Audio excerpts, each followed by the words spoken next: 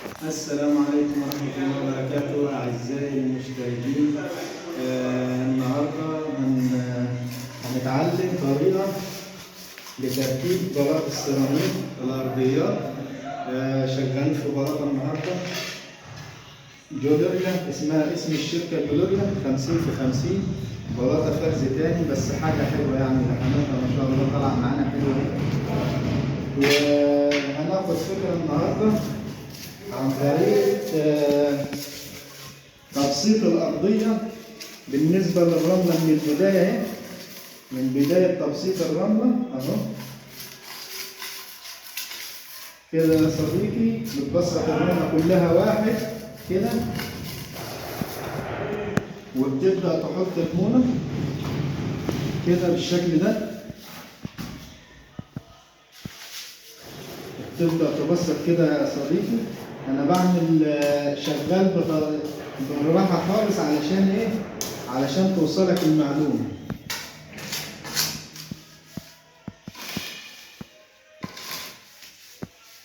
كده يا صديقي، ولازم أموت المونة كلها كده في بعضيها وأخليها حتة واحدة كده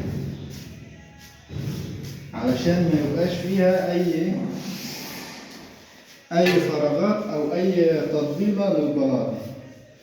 وبمسك بلاطتي لازم امشيها على الريجه زي ما انا بمشيها كده يا صديقي اهو يا صديقي. وبحط البلاطه كده علشان ما تسفش معايا، وباجي نازل بيها كده.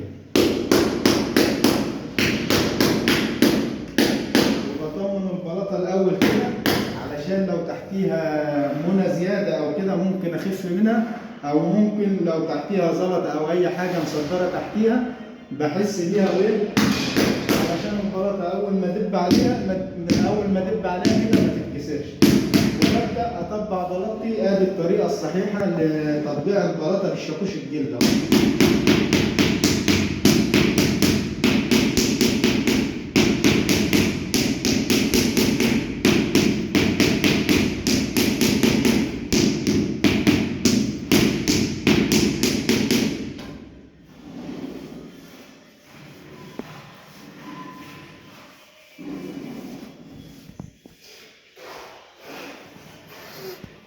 وببدأ أحط منتي يا صديقي بالشكل ده.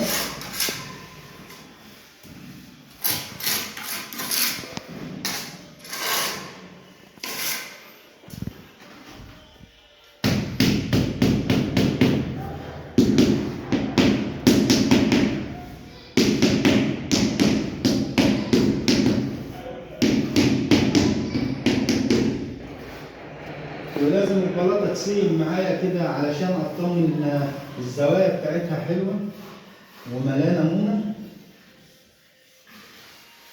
هذا يا صديقي ده الشغل الصحيح للأرضية بالنسبة لشغل الأرضيات.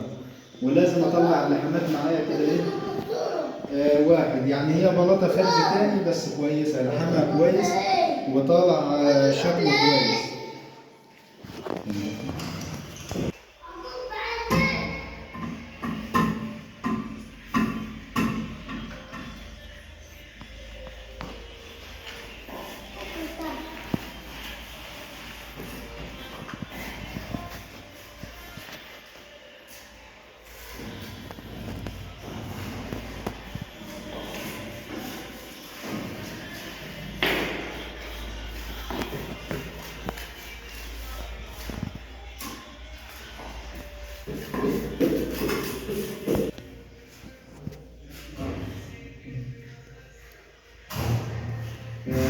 واحنا نستنى رايكم في شغلنا.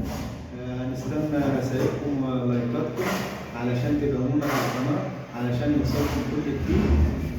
وان شاء الله انتظرونا في فيديوهات تانية كتير. والسلام عليكم.